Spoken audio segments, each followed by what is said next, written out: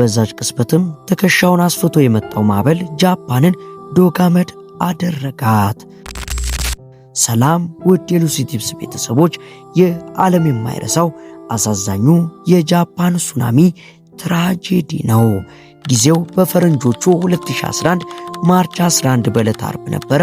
ያቺ ቀን ለጃፓናውያን እንደ ማንኛውም የሥራ ሳምንት ማብቂያ ቀን በመሆኗ በሰሜናዊ ምስራቅ ጃፓን የሚኖሩ ሰዎች የዕለት ተዕለት ተግባራቸውን እያከናወኑ፣ ተማሪዎችም በትምህርት ገበታቸው ላይ ታድመዋል። ሆኖም ግን ያቺ የተረጋጋች የምትመስለው ዓርብ በጃፓናውያን የዘመን ታሪክ ምዕራፍ ውስጥ እጅግ አሰቃቂና ጨለማ የሆነች ቀን ሆና ለመመዝገብ ጥቂት ሰዓታት ብቻ ነበር የቀሯት።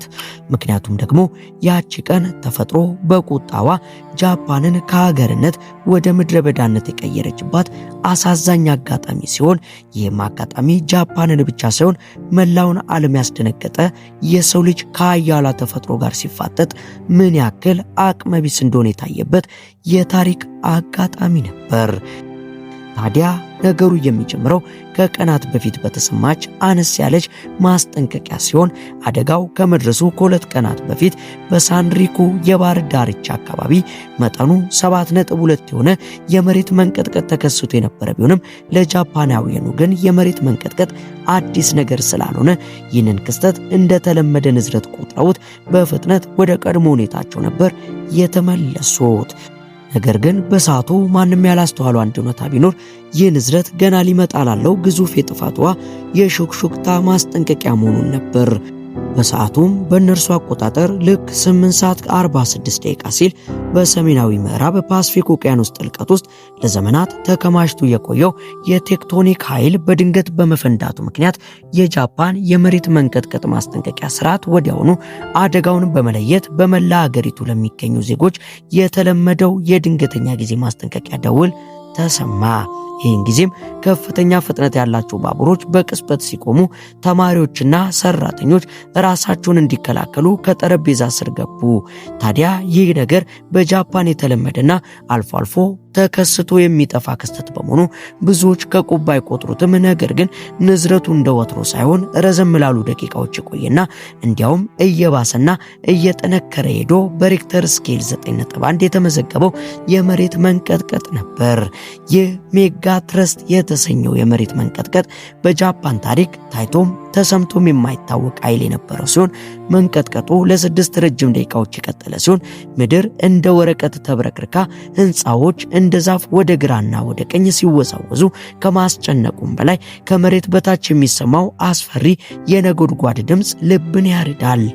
ቶኪዮን ጨምሮ በመቶዎች የሚቆጠሩ ኪሎሜትሮች ርቀው የሚገኙ ከተሞች ጭምር በኃይለኛው ንዝረት የተመቱ ሲሆን፣ የዚህን የመሬት መንቀጥቀጥ ንዝረት ምን ያህል ኃይለኛ እንደነበር የዘርፉ ባለሙያዎች ሲገልጹም የምድርን ዘንግ ወይንም በእነሱ አጠራር የምድርን አክሰስ በ17 ሴንቲሜትር ያህል እንዲዛባ ያደረገ ኃይለኛ የኃይል ፍንዳታ እንደነበር ገልጸዋል። ያቺን ሰዓትም ብዙዎች በፍርሃት ተውጠው ኦ አምላኬ ያሉ የፈጠራቸውን ስም እየጠሩ ይጮሁ እንደነበርና እናቶች ልጆቻቸውን አቅፈው የሚገቡበት ቀዳዳ አጥተው በፍርሃት ሲንቀጠቀጡ ታየ። ነገር ግን ይህ ገና የመከራው መጀመሪያ መሆኑን አልተረዱም ነበር። ከደቂቃዎች በኋላም ጃፓንን ያራዳት አስፈሪው የመሬት መንቀጥቀጥ ከመቅስበት ጸጥ ብሎ በሕይወት መትረፋቸው እፎይታን፣ መረጋጋትን ቢሰጣቸውም ይህ መረጋጋት ግን ብዙም አልቆየም ነበርና ያ የሚያስገመግም አደገኛ የመሬት መንቀጥቀጥ ሌላ ዱብዳ ትቶባቸው ሄዶ ነበርና ቦታውን ለአደገኛው ማዕበል አስረክቦ ተሰወረ።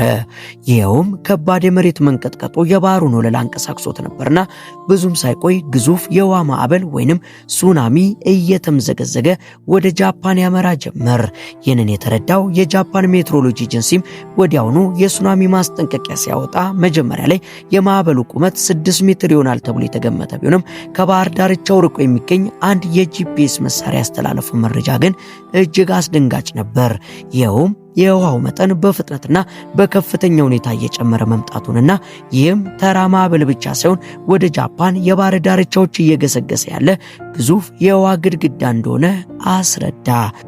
በዚህም በጃፓኗ ኢዋቴ ሚያጊና በፉሽኪማ በተሰኙ ግዛቶች የሚኖሩ ሰዎች ወደ ከፍተኛ ቦታዎች ለመሸሽ ጥረት ቢያደርጉም ነገር ግን ማዕበሉ ከታሰበው በላይ ፈጣንና ኃይለኛ ነበርና በሰዓት ብዙ ኪሎ ሜትሮችን እየተምዘገዘገ ይመጣ ጀመር። ታዲያ በዛች ጃፓናውያን ብቻ ሳይሆኑ ዓለም እንኳን በማትረሳው ዕለት ትከሻውን አስፍቶ የመጣው ማዕበል እጅግ በሚያሳዝን ሁኔታ በጃፓን የባህር ዳርቻዎች ላይ የሚገኙትን ከተማዎች ዶግ አመድ ያደርጋቸው ጀመር። የሰው ልጅ የቱንም ያህል አቅም ቢኖረው ከተፈጥሮ ጋር መጋፈጥ አይችልምና ዓይኑ እያየ በማዕበሉ ተዋጠ። ትምህርት ቤቶች፣ መኖሪያዎችና ሕንፃዎች፣ ድልድዮች በማዕበሉ እንዳይሆን ሆኑ። ሰዎች በሩጫና በጩኸት ከውሃው ጋር ትግል ጀምረዋል። ውሃው በትምህርት ቤቱ ውስጥ ሰብሮ ሲገባ የብዙ ሕፃናት ጫማዎች፣ ቦርሳዎችና መጻሕፍት በውሃው ላይ ተንሳፈው ይታዩ ነበር። በዚያ ትምህርት ቤት ከነበሩት 108 ሰዎች መካከል 74ቱ ሕይወታቸውን ያጡ ሲሆን ውሃው ሲጎድል የተረፈው ነገር ቢኖር በጭቃ የተለወሰ ባዶ ሕንፃና የጠፉ ነፍሳት ትዝታ ብቻ ነበር። ካስፈሪው ማዕበል በኋላ ውሃው ወደ ውቅያኖስ ሲመለስ ይዞት የመጣውን ፍርስራሽ አስክሬንና ንብረት እየጎተተ የተመለሰ ሲሆን በሺዎች የሚቆጠሩ ሰዎች በውሃው ተወስደው ጠፍተዋል። የተረፉት ሰዎች ወዳጅ ዘመዶቻቸውን ለመፈለግ በጭቃና በፍርስራሽ መካከል ሲባዝኑ ይታይ ጀመር። አንድ አባት የቤተሰቡን መኪና ፈልጎ ሲያገኝ ሚስቱና የልጅ ልጆቹ በውስጡ ሕይወታቸው አልፎ ነበር ያገኛቸው። በሰዓቱም አስክሬን ማቆያዎች ሞልቶ ስለነበር በሕይወት ያሉት ሰዎችን ለማሳረፍ እንኳን በቂ አልነበሩም። በዚህ የተፈጥሮ አደጋ ብቻ ወደ 18000 የሚጠጉ ሰዎች ሕይወታቸውን ያጡ ሲሆን በሺዎች የሚቆጠሩት ደግሞ እስከዛሬ ድረስ የት እንደገቡ እንኳን አልታወቀም። ነገር ግን የጃፓን ፈተና በዚህ ሳያበቃ ከተፈጥሮ አደጋው ባልተናነሰ ምናልባትም የከፋ ሌላ አደጋ ይዞ ብቅ አለ። ይህም በፉኩሺማ የኒውክሌር ኃይል ማመንጫ ጣቢያ ላይ ሌላ ቀውስ ተፈጠረ። ይህም የመሬት መንቀጥቀጡ ሲከሰት የጣቢያው ዋና ኤሌክትሪክ መስመሮች ተቋርጦ ስለነበር በዚህ ጊዜ የኒውክሌር ሪያክተሮቹን ለማቀዝቀዝ የሚረዱት የድንገተኛ ጊዜ ጄኔሬተሮች ስራ ቢጀምሩም ነገር ግን ከደቂቃዎች በኋላ የመጣው ግዙፍ የሱናሚ ማዕበል የጣቢያውን መከላከያ ግንብ በመዝለል የኃይል ማመንጫውን አጥለቀለቀው። ውሃው ወደ ምድር ቤት በመግባት የድንገተኛ ጊዜ ጄኔሬተሮቹን ያበላሸ ሲሆን ይህ ማለት የኒውክሌር ማብለያዎቹን ማቀዝቀዝ የሚቻልበት መንገድ ተቋረጠ ማለት ነው። ማቀዝቀዣ ሲጠፋ በውስጡ ያለው ሙቀት በፍጥነት መጨመር ይጀምርና ጣቢያው ወደ ቴኪንግ ታይም ቦምብ እየተቀየረ በመሆኑ የኢንጂነሮች ተስፋ አስቆራጭ ትግል ተጀመረ። ሆኖም ግን ትግላቸው ስላልተሳካ በጣቢያው አንደኛ ክፍል በሃይድሮጅን ጋዝ መከማቸት ምክንያት ኃይለኛ ፍንዳታ ተከሰተ። የጣቢያው ጣሪያ ወደ ላይ ተወርውሮ የወደቀ ሲሆን ይህ ፍንዳታ የራዲዬሽን ወይንም ጨረር አደጋን ይዞ በመምጣቱ መንግስት በአካባቢው የሚኖሩ ነዋሪዎች በአስቸኳይ እንዲለቁ አዘዘ። በሚቀጥሉት ቀናት ሌሎች 2 ክፍሎችም እንዲሁ የፈነዱ ሲሆን የኒውክሌር ነዳጁ መቅለጥ በመጀመሩ የአደጋ ከ1986ቱ የቼርኖቤል አደጋ ወዲህ የታየው የከፋ የኒውክሌር አደጋ ሆነ። በዚህ መሃል የፉኩሺማ 50 በመባል የሚታወቁት ጀግና ሰራተኞች ታሪክ የተፈጸመ ሲሆን ሌሎች ሰራተኞች ሕይወታቸውን ለማዳን ሲሸሹ እነዚህ 50 ኢንጂነሮችና ቴክኒሻኖች ግን እኛ ካልሰራን ማንም አይሰራም፣ ሀገራችንን ማዳን አለብን በሚል ስሜት በጣቢያው ውስጥ በመቅረት ከፍተኛ የራዲዬሽን መጠን እንዳለ እያወቁ ለሞት እንደሚዳረጉ እየገመቱ ማብለያዎቹን ለማረጋጋት ሌት ተቀን በመስራት ላይ ሳሉ ሕይወታቸው የተሰዋ ሲሆን የእነሱ መስዋዕትነት ባይኖር ኖሮ አደጋው እጅግ የከፋ ይሆን ነበር። የዚህ አደጋ ጠባሳ ግን ከሀገር አልፎ በግለሰቦች ሕይወት ላይ ጥልቅ ነበር። ኒዮ ኪሙራ የተባለ ነዋሪ በሱናሚው አባቱን ሚስቱንና የ7 ዓመት ሴት ልጁን ዩናን ያጣ ሲሆን ከቤቱ የተረፈው ባዶ መሬት ብቻ ነበር። ለወራት በፍርስራሽ ውስጥ ሲፈለግ የቆየው ኒዮ ከ6 ወራት በኋላ የልጁን ዩናን አንዲት ጫማ ብቻ ነበር ማግኘት የቻለው። ልቡ የተሰበረው አባት በራዲዬሽን ምክንያት አካባቢውን ለቆ ለመውጣት የተገደደ ሲሆን ከ10 ዓመታት በኋላ በዚያ መንደር የሞቱት ሰዎች አስክሬን በሙሉ ተገኝቶ ሲቀበር የትንሿ ዩና አስክሬን ግን ሳይገኝ ቀርቷል። ከ100,000 በላይ ሰዎችም ከፉኩሺማ አካባቢ ተፈናቅለው እንዲሰደዱ በማድረጉ ብዙዎቹም እስካሁን ወደ ቤታቸው መመለስ ያልቻሉ ሲሆን አካባቢውም እስካሁን ድረስ ለሰው ልጅ መኖሪያነት የማይሆን አደገኛ ቦታ ሆኖ እንደቀጠለ ነው።